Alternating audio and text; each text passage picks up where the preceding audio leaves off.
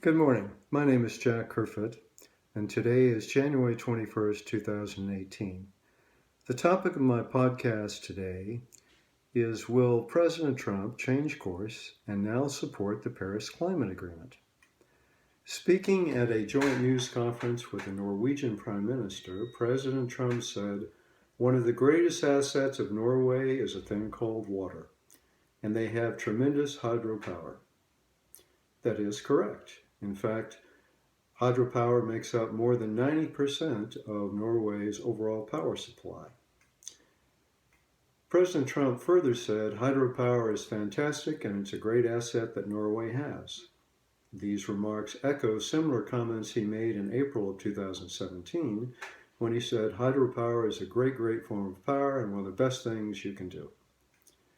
Unveiled at the United Nations Conference of Parties in 2015, the Paris Climate Accord is a sweeping document signed by hundreds of countries that established long-term ecological and economic targets aimed at reducing global greenhouse gas emissions.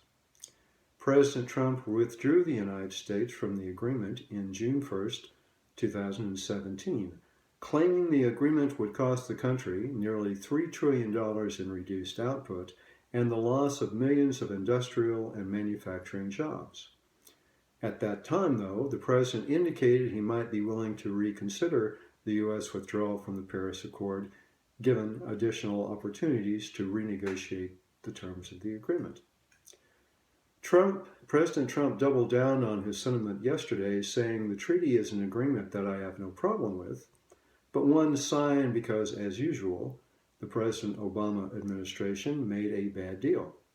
The president also criticized terms in the nationally determined contribution established by President Obama. Under the terms of the Paris Accord, the U.S. would cut its greenhouse gas emissions by 28% by 2025. President Trump also said we could double hydropower production without building a single new dam, simply by updating and streamlining our current hydropower systems. Representative Rogers of the state of Washington showed a study that stated only 3% of more than the 80,000 dams in the U.S. are being used for hydroelectric generation. The remaining 97%, which could be converted to hydroelectric power, represents up to a 12 gigawatt power increase for the United States. Hydropower currently accounts for approximately 6.5% of all power consumed in the U.S. and 44% of its total utility-scale renewable electricity, according to the Energy Information Administration. In my opinion, I appreciate President Trump's verbal support of hydroelectric power. I can only hope his words can be translated into additional development of renewable energy and America's return to the Paris Accord. Thank you very much. Goodbye.